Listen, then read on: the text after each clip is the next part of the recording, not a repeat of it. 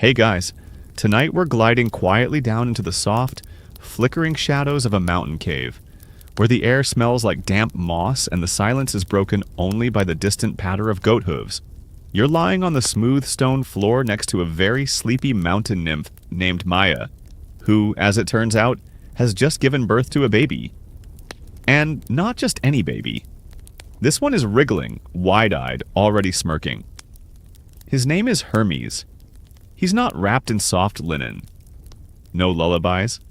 No extended cuddling. Just one mildly exhausted nymph mom and a divine infant who's already planning his exit. You probably wouldn't survive this kind of divine delivery room. Too damp, too drafty, too many weird cave mushrooms staring at you funny. So before you get comfortable, take a moment to like the video and subscribe, but only if you genuinely enjoy what I do here. Also, let me know in the comments where you're listening from and what time it is where you are. I love seeing how this little sleepy myth community is spreading across the world. Now, dim the lights, maybe turn on a fan for that soft background hum, and let's ease into tonight's journey together. You're still in the cave, watching this suspiciously self-aware infant blink up at the ceiling, as if considering the optimal route to escape before the next feeding. Maya sighs, curls up near a warm rock, and falls asleep. Honestly, she deserves it. Being one of Zeus's many side quests is exhausting. And Zeus, he's already gone. Back up on Olympus, casually pretending he didn't just sneak down here for some divine rendezvous. Hermes, meanwhile, is wasting no time. The moment his mother is asleep, he wriggles out from under his woolly blanket, made of sheep fluff and moonlight, and toddles to the edge of the cave. You follow, of course. He's small but surprisingly coordinated, and very, very quiet. Outside, the moon is still high over Arcadia. It's that misty kind of pre-dawn silence where crickets are slowly losing interest in their own chirping, and the world feels like it's balancing on the edge of waking up. The grass is cool under your toes. The sky smells faintly of olives and goat cheese. Hermes takes a deep breath and scans the hills. What's he looking for? Cattle. Not just any cattle either. Apollo's cattle. Sacred, glowing, annoyingly loud cattle, herded just over the next hilltop, chewing on heavenly clover and probably judging you with their big, blinky golden eyes. Mainstream myth records that Hermes was only a few hours old when he stole them. Historians, bless them, still argue whether that's literal, metaphorical, or just a divine exaggeration for effect. Either way, the idea of a newborn herding celestial livestock is weirdly iconic. But Hermes isn't just herding, he's scheming. You trail behind him, ankle deep in wet grass as he reaches the grazing field. No trumpet blasts, no sword, just stealth and confidence. He approaches the cows like a con artist approaching a mark. He coos, he hums. He scratches behind one particularly moody cow's ear and mutters something about relocation for divine purposes. Then he starts nudging them along. It's a slow operation, but somehow it works. The cattle shuffle after him, blinking drowsily, possibly wondering whether they're part of some moo-based performance art. As the sun starts to peek over the hills, casting long, golden shadows, Hermes glances back with a grin that says, "Now what?" The answer, sandals. But we'll get to that later. For now, he's herded the cattle into a dense grove, hidden beneath branches twisted like lazy snakes. You crouch beside him, feeling the dew soak through your elbows, and watch him tie together grass, bark, and something suspiciously like olive oil to make... what? A leash? A trap? Nope. Just a temporary cow corral. And then, having led them far enough away from Apollo's temple, Hermes does something weirder. He sits down, scratches a diagram into the dirt with a stick, and starts sketching little feet with wings.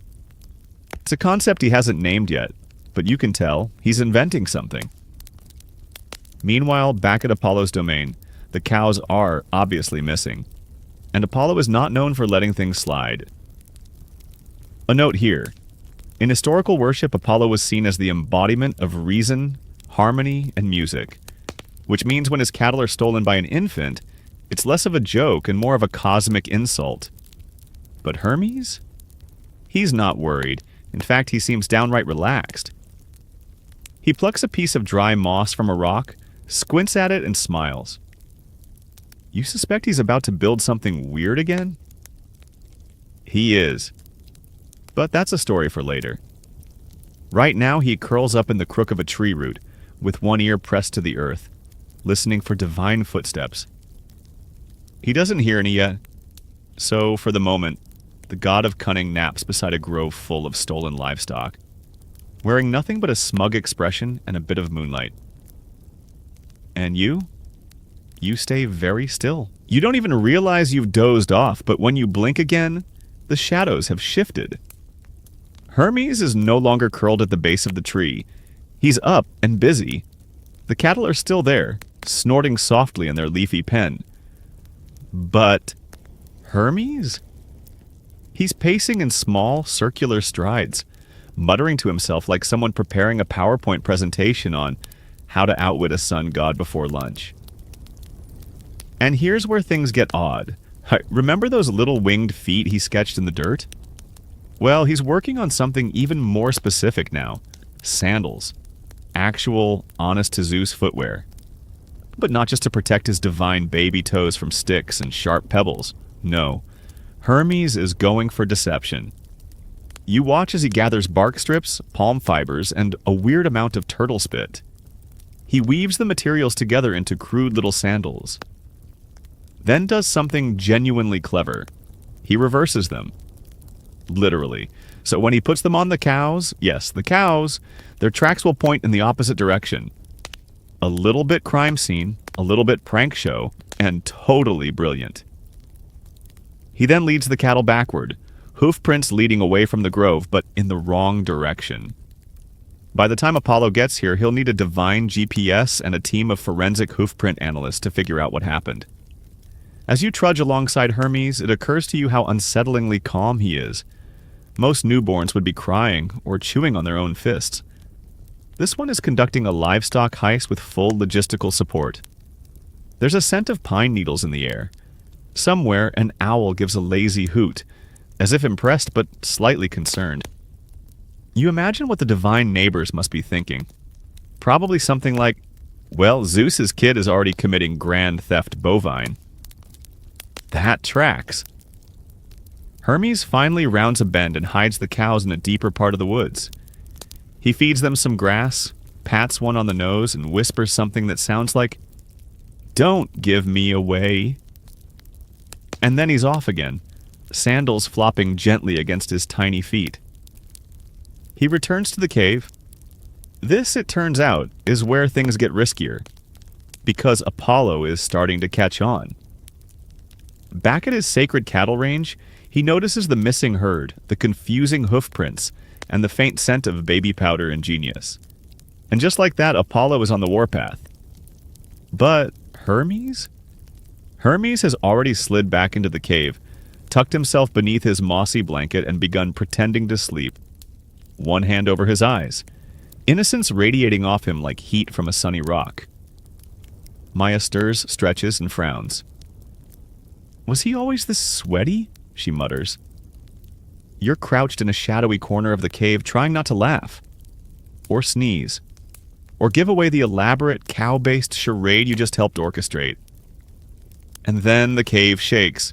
Apollo doesn't knock.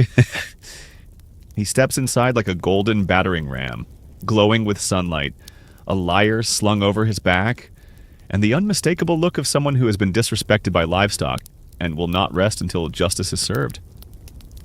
His sandals don't squeak, but they should. Hermes stays still. Maya blinks. Can I help you? Apollo is not amused. Your child has stolen my sacred cattle. Maya looks at her very asleep. Not asleep, baby. This one? He can't even roll over. Apollo gestures dramatically. He wore reverse sandals. He led them backward. He tried to gaslight me with cow prints. And that's when Hermes sits up, stretches, and yawns. Perfectly timed. I've been here the whole time, he says, rubbing his eyes. I don't even know what a cow is. Is it like a shiny goat? The audacity is impressive. Mainstream myth confirms this.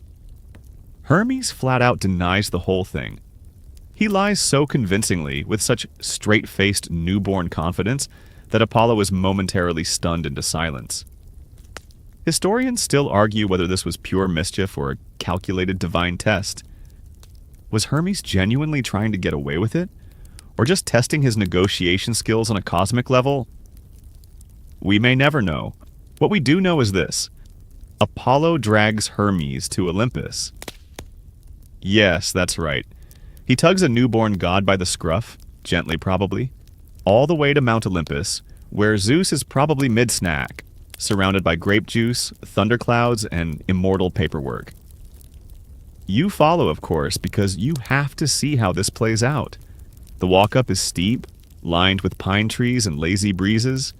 The clouds part around you like curtains, and there on his marble throne sits Zeus, who looks like he's been waiting for this exact moment all day. Apollo launches into his monologue. He stole my cows. He reversed the hoofprints. He's lying about it. Zeus raises an eyebrow. You have proof? Apollo stutters. I mean, just look at him. And Zeus does. He leans down, squints at his very new son, and then, perhaps out of paternal pride or just a love of chaos, he smiles. Hermes, he says, did you steal the cows? Hermes blinks. What's a cow again? The first thing you notice is how light the sandals are. Not feather light in the metaphorical sense, you literally feel the weightlessness the moment Hermes slips them on.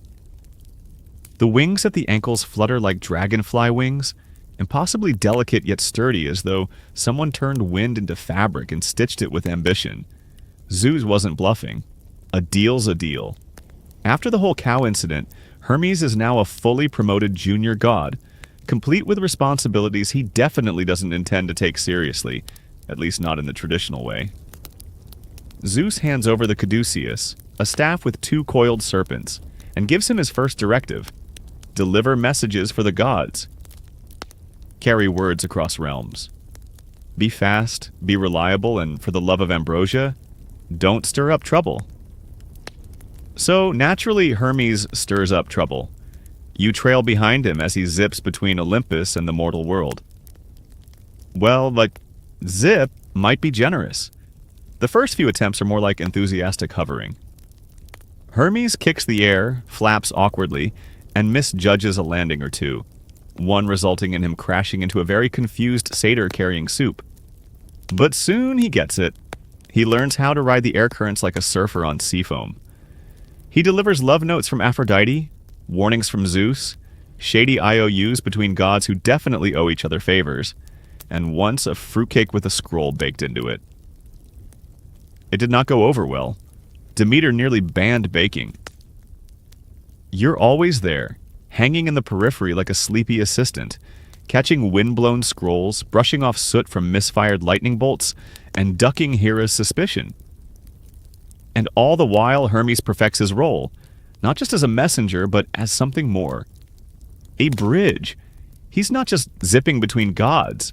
He's talking to mortals too. There's that time in Arcadia when he lands beside a weathered farmer whispering thanks to the wind for a good harvest. Hermes crouches down, listens, and leaves behind a carved wooden charm the farmer will never understand but always treasure. And the day in Egypt, when Hermes, curious as ever, borrows elements of Thoth's script and scribbles a few ideas on how alphabets might work better if people stopped carving everything in pictures of owls and canoes.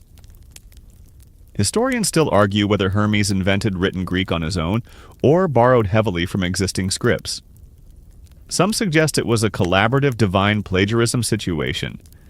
Others claim he simply got bored and rearranged letters until they made sense. Whatever the truth, the myth stands. Hermes gave humans language in motion, portable ideas, speech with wings. That's how the world starts to recognize him, not just as a trickster, but as the god of communication, transitions, and thresholds. And not just physical ones like doorways or borders. conceptual ones. The moment between sleep and waking, between old and new, between oops and now what. He delivers dreams. Literally. That's part of the job, too. When mortals close their eyes and drift into mythic slumber, it's Hermes who carries the fragments of story from one soul to another. And here's a weird one. He's also given the title of Psychopomp. Don't let the spooky name fool you. It means he guides souls to the underworld. Not as punishment, but as an escort. A calm presence at the edge of fear. Hermes doesn't drag or shove. He walks beside you, makes small talk, maybe offers you some olives if it's a long trip. Historians still argue whether this part of the myth came early or was a later addition to soften his more chaotic tendencies. But it fits. Hermes, the one who crosses boundaries, would of course be the only god allowed to hop between Olympus and Hades without paperwork. There's a moment, quiet and unexpected, when you find yourself following him down to the river Styx. The air is damp, and Charon, the ferryman, gives a slow nod as Hermes tosses him a coin with theatrical flair. "Don't spend it all in one place," Hermes quips before helping a hesitant soul into the boat. You sit by the bank, watching the soft ripples distort the moonlight on the water's surface. This isn't the Hermes of flying sandals and goat theft. This is Hermes the guide, the in-between, the gentle whisper at the end of a life. It's strange, calming. You realize you trust him. And just like that, he's back in the clouds, lounging on a stray cumulus like it's a beanbag chair. "Job's done," he says, biting into a fig. "Want to race a falcon?" You politely decline. The sun begins to rise over Olympus. Another scroll, another errand, another game to play with rules only Hermes understands. His days blur into centuries, and yet he never seems tired. Maybe it's the sandals, or maybe it's just that being everywhere means never getting bored. One time, you catch him delivering 2 messages at once. One to a goddess about a stolen scarf, and one to a mortal poet trying to rhyme something with olive. He suggests resolve it. The poet swoons. You float beside him, high above the world, watching cities bloom and crumble below. Empires fall. New languages rise. And still, Hermes flies on, wings flapping gently at his ankles, the wind carrying secrets you'll never hear. There's a moment of quiet between deliveries. Hermes looks at you. "Ever think the real message is just movement?" he asks. You don't answer. You're too busy watching the clouds glide by, feeling yourself get drowsy again. The kind of sleep that only comes from watching a god work while you do absolutely nothing except stay out of the way. You wake up, if you can call it that, to the feeling of sudden descent. Not falling exactly. Just gliding down, slowly like a dandelion seed caught in a sigh. Hermes is humming something tuneless and flicking grapes into his mouth from a basket stolen from Dionysus's most recent feast. You're not sure whether you're headed to another message drop or just wandering for the fun of it. With Hermes, both are usually the same thing. You pass over a sun-drenched island with olive groves and lazy goats, and Hermes gestures down. "Crete," he says. "Ever heard of King Minos?" Before you can answer, your feet are touching sand. The story down here isn't about winged sandals, it's about labyrinths. But somehow, Hermes still plays a part. You stroll through a palace that smells of cedar and melted beeswax. The air is thick with incense and bureaucracy. Every hallway leads to a slightly different version of the same conversation. Priests arguing about sacrifices, scribes dropping tablets, board guards poking holes in cheese with spears. And in the middle of it all, a messenger arrives. That would be you. Or rather, Hermes. He's not here on divine business. He's here to observe, to poke around, to stir a little metaphorical honey into the diplomatic stew. He whispers into a few ears, redirects a few scrolls, and casually drops a note that leads Daedalus, yes, that Daedalus, to start thinking about wings, not sandals, just wings. "Everyone wants to fly," Hermes murmurs, watching Daedalus scribble bird-wing diagrams with frantic joy. But not everyone wants to land. Historians still argue whether Hermes inspired Daedalus or if that's just poetic overlap in the myths. What's clearer is the symbolism, movement, transition, the idea that being trapped, even in a palace, can drive people to dream of the sky. You follow Hermes through the corridors, noticing how the deeper you go, the quieter it becomes. The walls are carved with dolphins and bulls, and the floor mosaics form winding paths you can't help but trace with your eyes. Know what makes a good messenger? Hermes asked suddenly, crouching to tie his sandal. Knowing which doors to open and which ones to leave shut. It sounds profound. It's probably not meant to be, but the point sticks with you. Later, as you ascend from the palace back into open air, Hermes tells you about another message. A dream, really, that he's been delivering to mortals lately. It's not from a god, it's from somewhere else entirely. Some message about the stars and their patterns, about how time isn't as straight as people think. You should see how long it takes humans to figure out calendars, he chuckles. They still argue about it. Historians still argue whether the ancient Greeks inherited their star knowledge from the Babylonians or came up with it independently. But Hermes? Hermes just says he borrowed a few lunar charts from someone named Enlil and told Pythagoras to try sleeping outside more. Now the scene shifts again. You're walking through a dry, dusty path lined with laurel trees, and Hermes is balancing a scroll on his nose. You've landed in Delphi, or more accurately, just outside of it. This is the place where gods talk to mortals, usually through cryptic riddles and poor ventilation. The Oracle of Delphi, mouthpiece of Apollo, is mid-ecstasy inside the temple, and Hermes? He's leaving a note. A literal sticky note. Tell her to hydrate. Apparently, the job of divine messenger comes with HR responsibilities too. While you wait, Hermes points out a shrine dedicated to himself. Just a small one, tucked behind a statue of Apollo. Not bad for a side character, he says, pretending not to beam. That's when you realize something.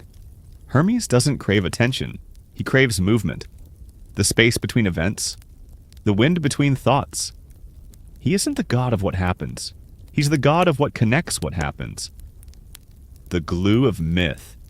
You lie back against a warm rock. The sound of cicadas all around you, and think about all the tiny, invisible threads Hermes is always running along. Love letters between shepherds, lost prayers whispered into amphory, bedtime stories told by grandmothers who forget the endings and make up their own.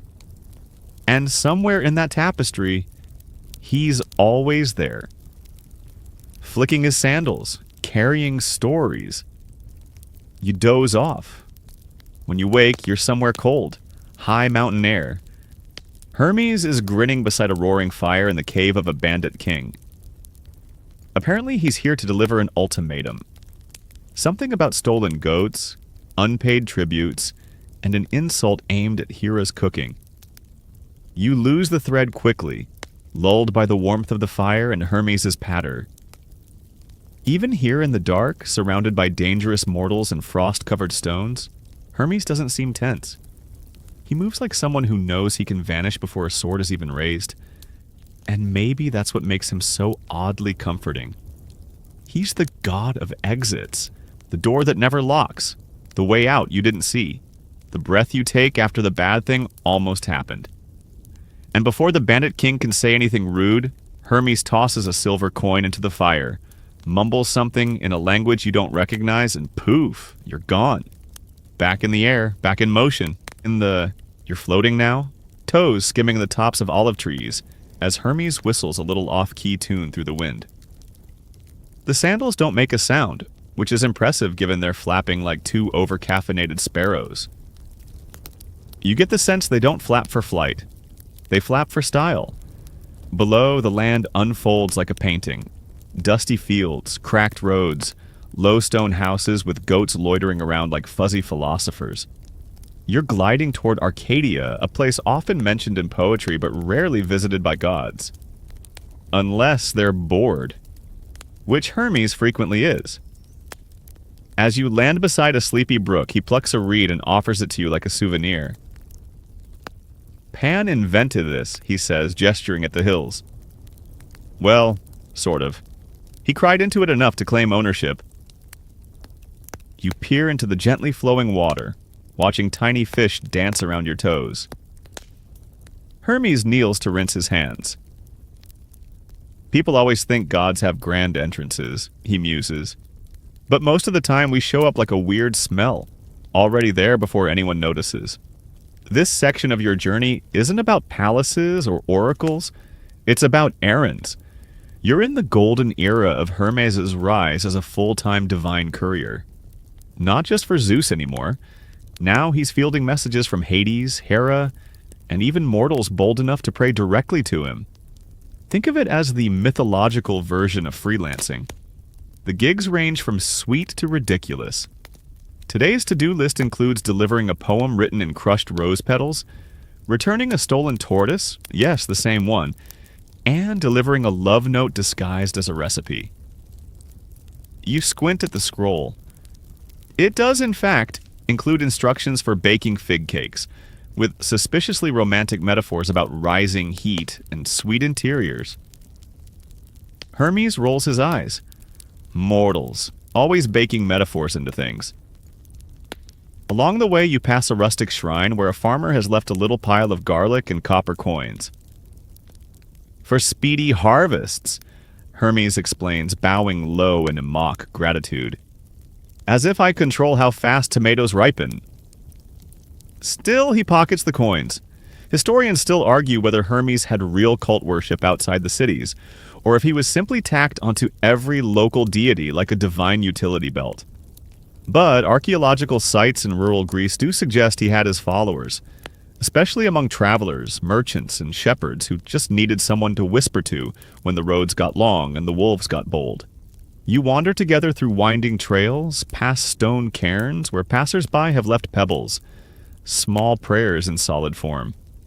One is carved with a winged sandal, another has a goat's face drawn with lazy elegance.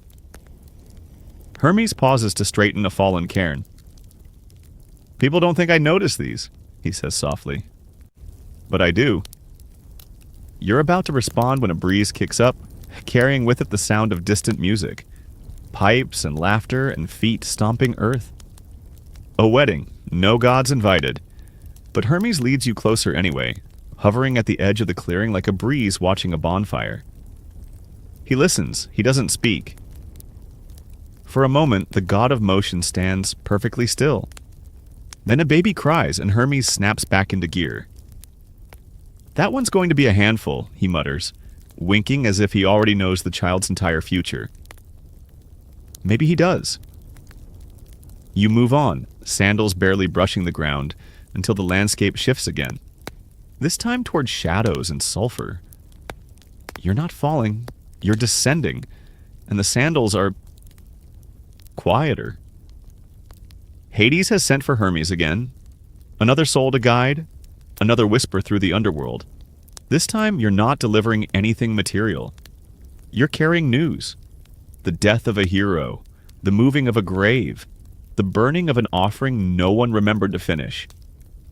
These are the kinds of messages that don't arrive in words, but in dreams, flickers of déjà vu, and that odd shiver people get when walking past old ruins. Hermes isn't afraid of the underworld. He walks it like it's a familiar hallway.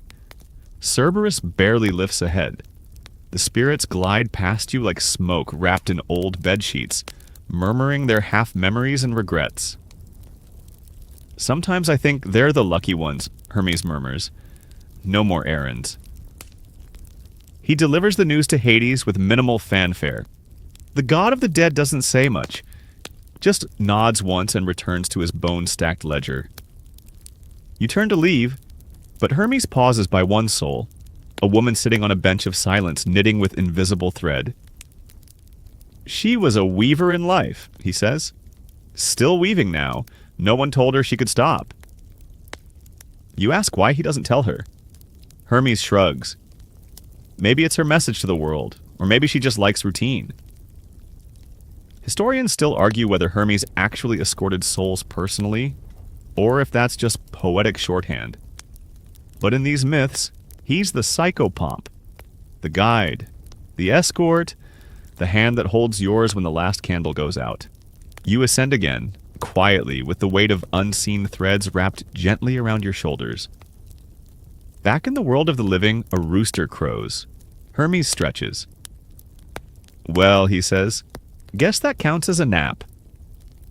You're not sure if he means yours or his. He offers you a pomegranate slice and sets course for the next errand, somewhere between a battlefield and a fisherman's hut. You sigh, settling back into the motion. The sandals flap again. Still no sound, and you begin to wonder, were they ever really flying or just letting the wind carry you? The sun is tilting west now, casting honey-colored shadows over rolling hills and fig groves as you float beside Hermes. There's no rush, not anymore. He's between tasks, in that rare and fleeting moment where even the gods allow themselves a little stillness. You, meanwhile, are still trying to get used to the sky being your sidewalk. Below, goats bleat at nothing. A lone fisherman whistles a song about olives and heartbreak. A child chases a chicken like it insulted her. It's all very mundane. Very real. Which is funny considering you're hanging out with a winged immortal who once invented the lyre using a dead tortoise and some sheep gut. You mention this. Hermes grins. Creative recycling, he says. And you're welcome. That thing basically kickstarted all of music. You drift toward the coast, the air thickening with sea salt and lazy gull cries.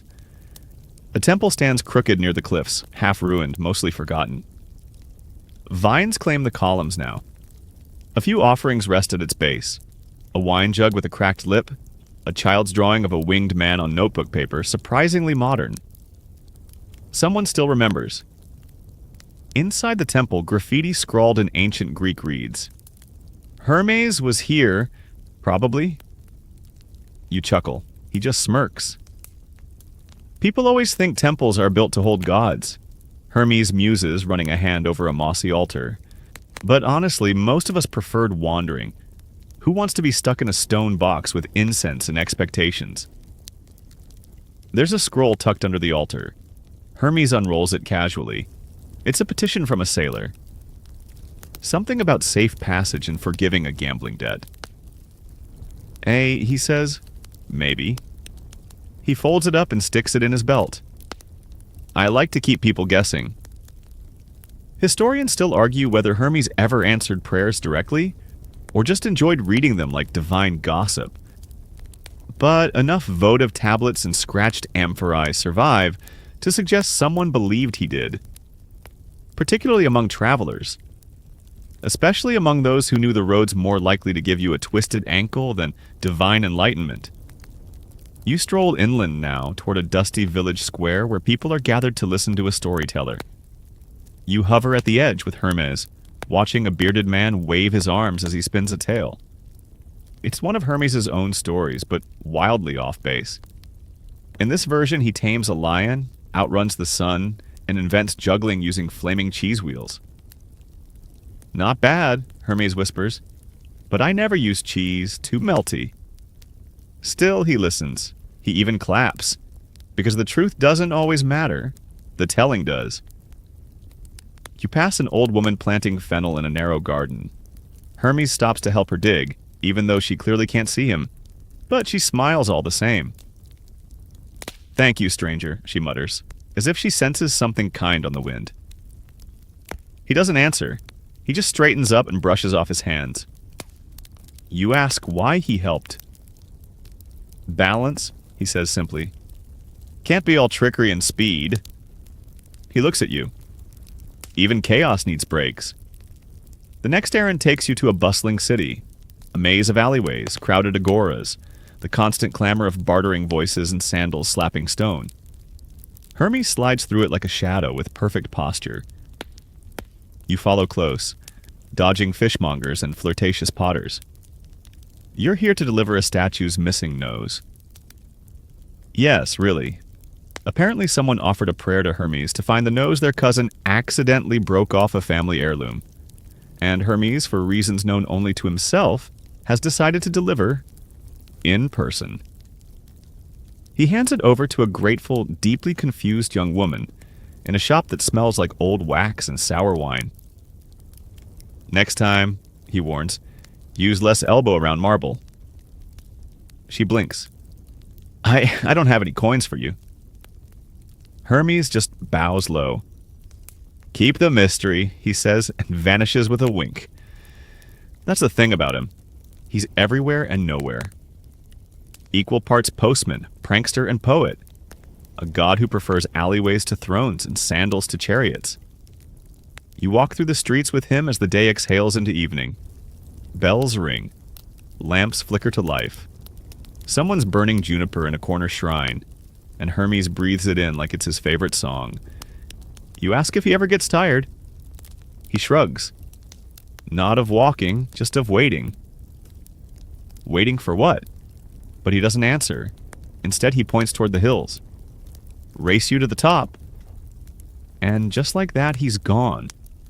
You chase him, sandals barely brushing stone, legs burning with the kind of ache that feels good.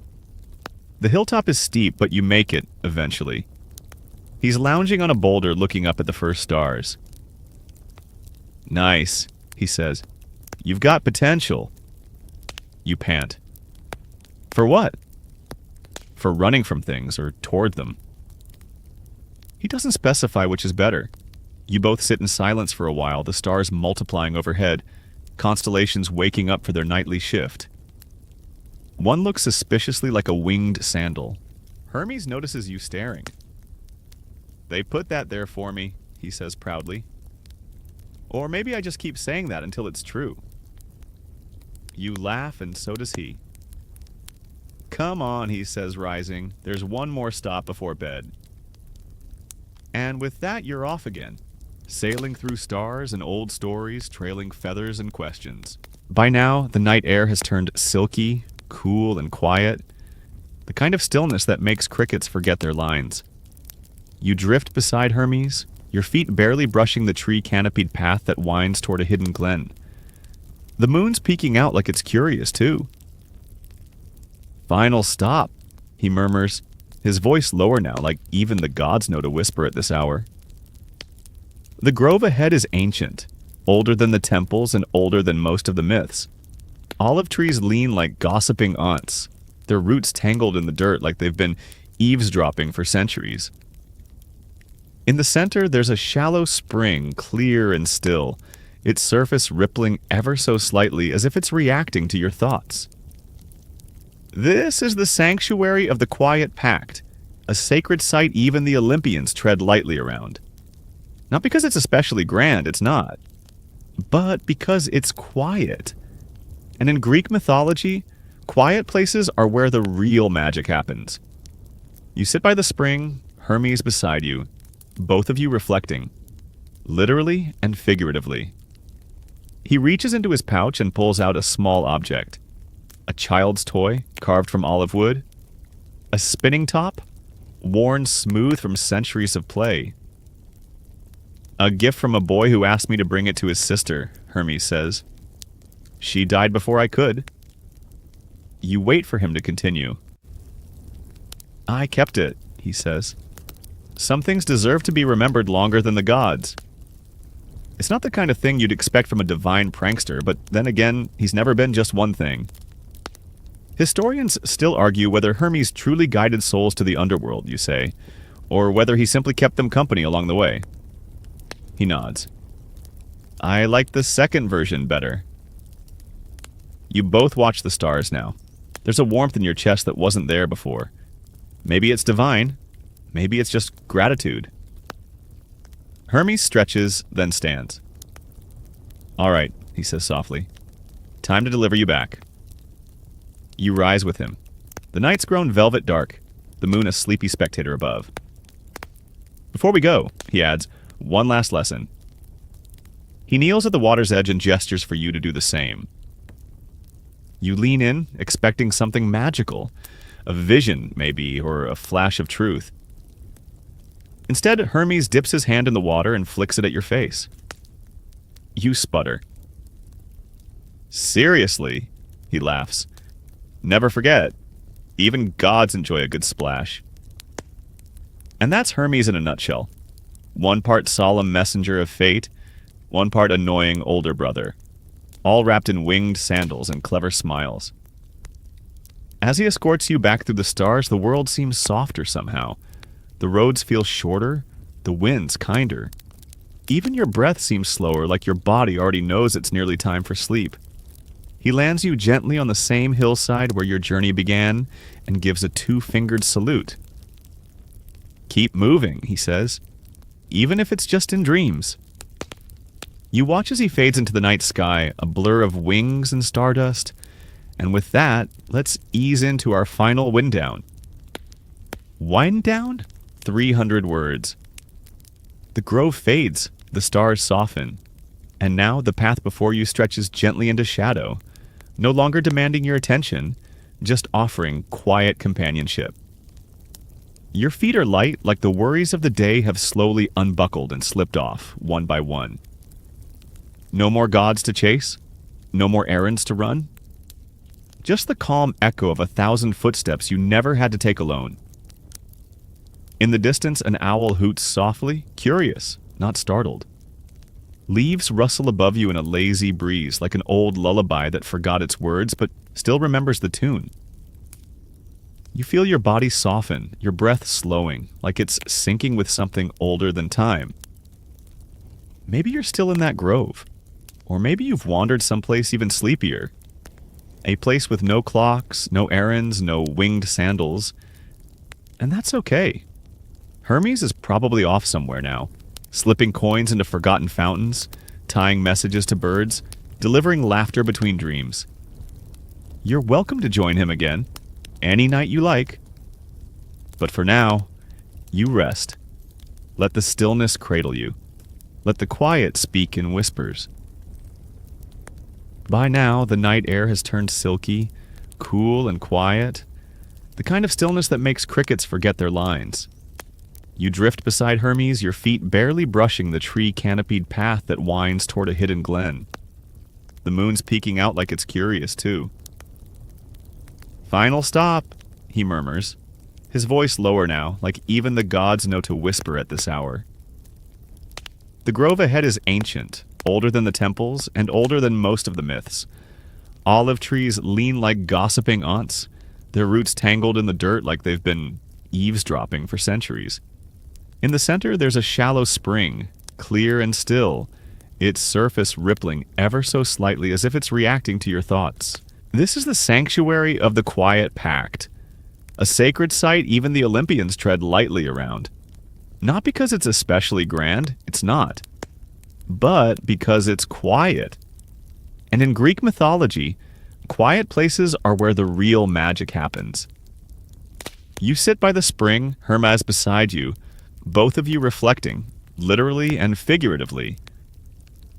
He reaches into his pouch and pulls out a small object, a child's toy carved from olive wood, a spinning top, worn smooth from centuries of play. A gift from a boy who asked me to bring it to his sister, Hermes says. She died before I could. You wait for him to continue. I kept it, he says. Some things deserve to be remembered longer than the gods. It's not the kind of thing you'd expect from a divine prankster, but then again, he's never been just one thing. Historians still argue whether Hermes truly guided souls to the underworld, you say, or whether he simply kept them company along the way. He nods. I like the second version better. You both watch the stars now. There's a warmth in your chest that wasn't there before. Maybe it's divine. Maybe it's just gratitude. Hermes stretches, then stands. All right, he says softly. Time to deliver you back. You rise with him. The night's grown velvet dark, the moon a sleepy spectator above. Before we go, he adds, one last lesson. He kneels at the water's edge and gestures for you to do the same. You lean in, expecting something magical, a vision maybe, or a flash of truth. Instead, Hermes dips his hand in the water and flicks it at your face. You sputter. Seriously? He laughs. Never forget, even gods enjoy a good splash. And that's Hermes in a nutshell. One part solemn messenger of fate, one part annoying older brother, all wrapped in winged sandals and clever smiles. As he escorts you back through the stars, the world seems softer somehow. The roads feel shorter, the winds kinder. Even your breath seems slower, like your body already knows it's nearly time for sleep. He lands you gently on the same hillside where your journey began and gives a two-fingered salute. Keep moving, he says, even if it's just in dreams. You watch as he fades into the night sky, a blur of wings and stardust, and with that, let's ease into our final wind down. Wind down, 300 words. The grove fades, the stars soften, and now the path before you stretches gently into shadow. No longer demanding your attention, just offering quiet companionship. Your feet are light, like the worries of the day have slowly unbuckled and slipped off, one by one. No more gods to chase, no more errands to run. Just the calm echo of 1,000 footsteps you never had to take alone. In the distance, an owl hoots softly, curious, not startled. Leaves rustle above you in a lazy breeze like an old lullaby that forgot its words but still remembers the tune. You feel your body soften, your breath slowing, like it's syncing with something older than time. Maybe you're still in that grove. Or maybe you've wandered someplace even sleepier. A place with no clocks, no errands, no winged sandals. And that's okay. Hermes is probably off somewhere now, slipping coins into forgotten fountains, tying messages to birds, delivering laughter between dreams. You're welcome to join him again, any night you like. But for now, you rest. Let the stillness cradle you. Let the quiet speak in whispers. And let sleep take the next message on your behalf.